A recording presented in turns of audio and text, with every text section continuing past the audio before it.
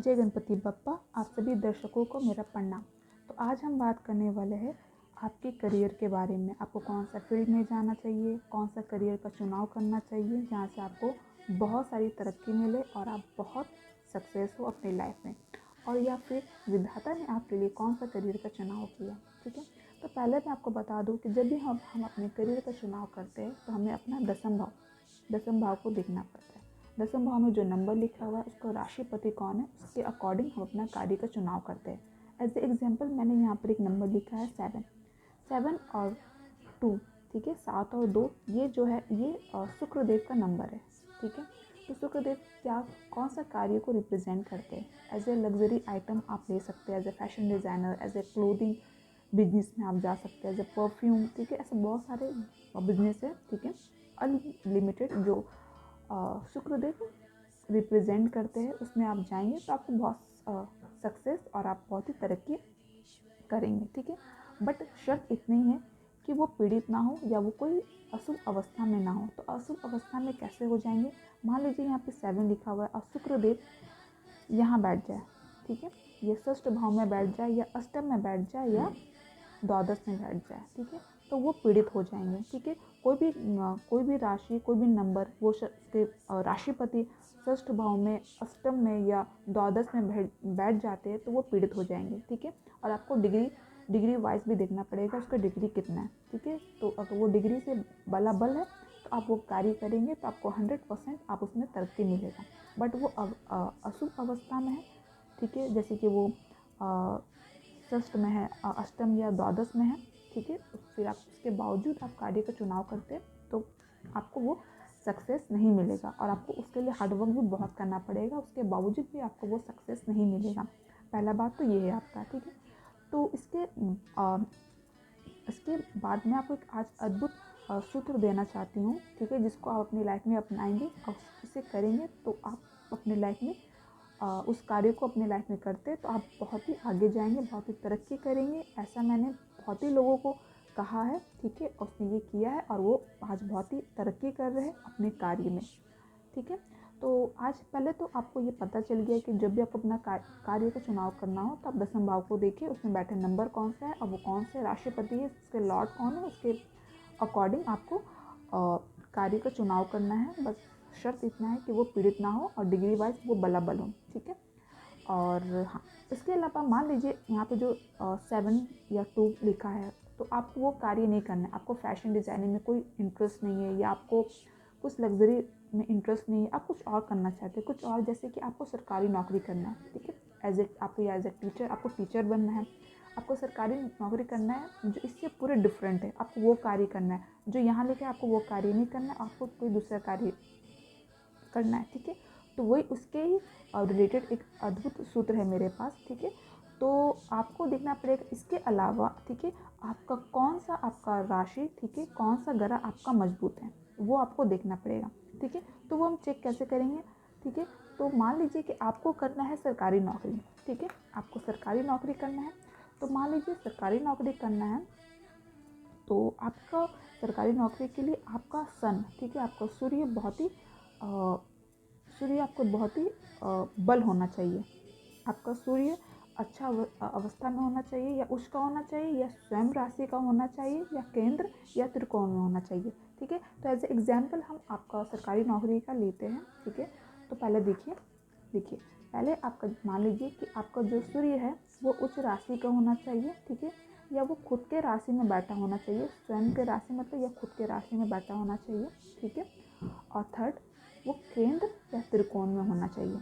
ठीक है, ये 4 चीज़ अप्लाई होता है। फर्स्ट है उच्च राशि में हो। ठीक है, तो आपको फिर सेकंड है स्वयं राशि में होना चाहिए, फिर केंद्र और त्रिकोण में वो सूर्य भगवान होना चाहिए। ठीक है, उसके बाद हमें D1 को देखना है, उसके बाद D9 को देखना है, उसके बाद D10 को देखना है। ठीक है, ये 3 कुंडली में आपका होगा। आपके पास अगर कुंडली है तो आपके पास भी होगा D1 चार्ट, D9, D10। ठीक है, ये तीनों चार्ट को आपको देखना है। ठीक है, तो मान लीजिए कि हाँ, तो मान लीजिए कि आपको सरकारी नौकरी करना है तो आपको सन को देखना है। सन और गुरु ये दोनों को आपको देखना बहुत ही इम्पॉर्टेंट है।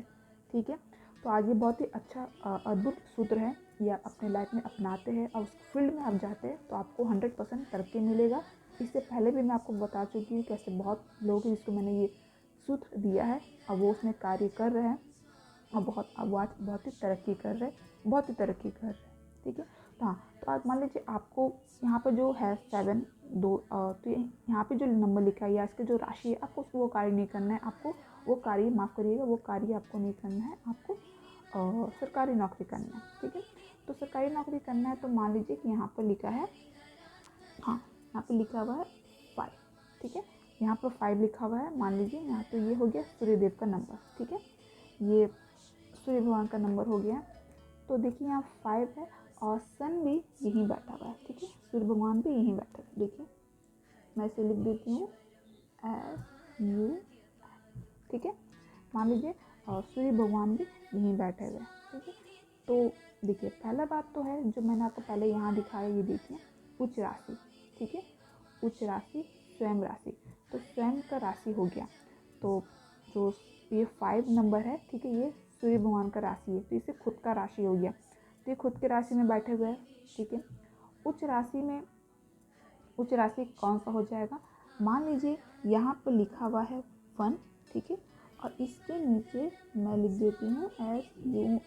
ठीक है, सन, ये सन यहाँ बैठ गए तो इस सन का ये जो 1 नंबर है ये इसका उच्च राशि है। ठीक है, और सन ये 5 नंबर सन को रिप्रेजेंट करता है। ठीक है, ये 5 नंबर का जो राशिपति है वो सन है, सूर्यदेव है, तो इसका स्वयं का राशि हो गया। और सूर्य भगवान का उच्च राशि ये 1 नंबर है, जहाँ पर ये सन लिखा रहेगा वो उसका उच्च राशि हो जाएगा। ठीक है, अब फिर थर्ड आता है केंद्र और त्रिकोण। तो केंद्र कौन सा हो गया, ठीक है, केंद्र हो गया ये देखिए चौथा, ठीक है, सतवा और दसम। ठीक है, देखिए चतुर्थ भाव, सप्तम और दसम भाव, ये हो गया केंद्र। ठीक है, इस केंद्र में जहाँ भी सूर्य रहेगा तो वो सही है, या फिर प्रथम माफ़ करिएगा पंचम और नवम। ठीक है, तो यहाँ पर भी अगर सूर्य भगवान रहते तो वो भी उनके लिए वो उसका कार्य का चुनाव कर सकते हैं। ठीक है, तो यहाँ अगर मान लीजिए अगर ये यहाँ रहा षष्ठ भाव में, अष्टम में, द्वादश में, ठीक है, या मान लीजिए ये द्वितीय में रहा, तृतीय में रहा, या एकादश में रहा, तो यहाँ पर आपको ये नहीं लेना है। आपको क्या क्या लेना है, उच्च राशि, स्वयं राशि, केंद्र, त्रिकोण। उच्च राशि कौन सा हो गया, 1 नंबर में सूर्य भगवान बैठे, उच्च राशि स्वयं राशि अपने ही राशि में बैठे हुए हैं। ठीक है, और केंद्र चतुर्थ, सप्तम, दसम, ये हो गया केंद्र, त्रिकोण, प्रथम, पंचम, नवम। ठीक है, यहाँ पे देखना है कि सूर्य भगवान यहाँ बैठे हुए, तो उससे आपको देखना है। फिर आपको जाना है 9 में। ठीक है, 9 में भी आपको यही करना है। ठीक है, या तो आपको देखना है उच्च राशि में बैठे हुए हैं। ठीक है, उच्च राशि में बैठे हुए, उच्च राशि में वो कहीं भी बैठे हुए वो चलेगा। ठीक है, उच्च राशि में वो यहाँ भी बैठ गए, यहाँ भी बैठ गए। ठीक है, द्वितीय में बैठ गए, तृतीय में बैठ गए, या एकादश में बैठ गए। ठीक है, आप करिएगा द्वितीय भाव में या तृतीय भाव में या एकादश भाव में बैठ गए। ठीक है, वो कहीं भी बैठ जाए तो उच्च राशि में हुए तो आप उसको ले सकते हैं। ठीक है, और स्वयं राशि के लिए उसे यहाँ पर होना चाहिए, जैसे कि प्रथम भाव में। ठीक है, जैसे कि हम बोलते हैं त्रिकोण भाव, प्रथम, पंचम और नवम त्रिकोण भाव है, और केंद्र भाव कौन सा है, चतुर्थ, सप्तम और दसम भाव। ठीक है, तो ये आपको देखना बहुत ज़रूरी है। आपको D10 में भी सेम आपको वैसे ही फॉर्मूला देखना है। ठीक है, उच्च राशि में वो कहीं भी हो सकते हैं। ठीक है, स्वयं राशि में उसे केंद्र या त्रिकोण में होना चाहिए। ठीक है, उच्च राशि में मान लीजिए द्वितीय में बैठे हैं तो भी सही है, तृतीय में बैठे तो भी सही है, और एकादश में बैठे हैं तो भी वो सही है। ठीक है, तो ये आपको देखना है। ठीक है, तो अब ये एक बहुत ही अद्भुत सूत्र है। ठीक है, तो अभी बहुत कुछ इसमें है, तो हो सके तो ये वीडियो बहुत ही लंबा हो जाएगा। ठीक है, तो मैं इसको पार्ट में आपको डिलीवर करूँगी। ठीक है, तो ये हो गया। तो मान लीजिए सन या उच्च राशि में है, ठीक है, या यहाँ त्रिकोण में है, या मान लीजिए यहाँ माफ़ करिएगा, मान लीजिए केंद्र में है या त्रिकोण में है। ठीक है, ठीक है, तो यहाँ पर केंद्र त्रिकोण में, तो यहाँ पर भी वो उच्च राशि में हुए या केंद्र त्रिकोण में हुए, D9 में, ठीक है। फिर D10 में भी सेम वो उच्च का हुए, ठीक है, या केंद्र और त्रिकोण में हुए, ठीक है, आप देख लीजिएगा। तब आपको सरकारी नौकरी का आप फील्ड में आप जा सकते हैं, आपको 100% तरक्की मिलेगा, ठीक है। ये हुआ। तो आपको मैं ये भी बताऊंगी कि उच्च राशि कौन सा होता है, हर राशि का उसका नीच राशि कौन होता है, ये जानना बहुत ही इम्पोर्टेंट है।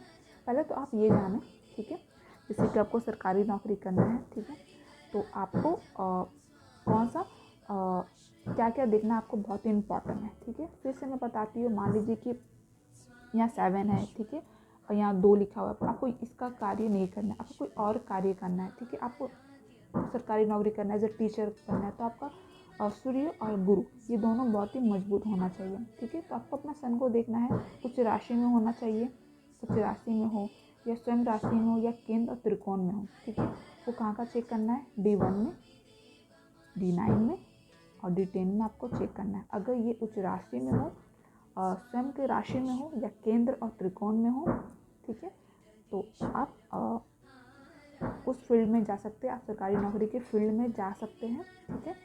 बस आपको उसके लिए आपको ट्राई भी करना पड़ेगा, आपको उसके लिए हार्डवर्क भी करना पड़ेगा, तो आपको 100% आपको रिजल्ट मिलेगा, ठीक है।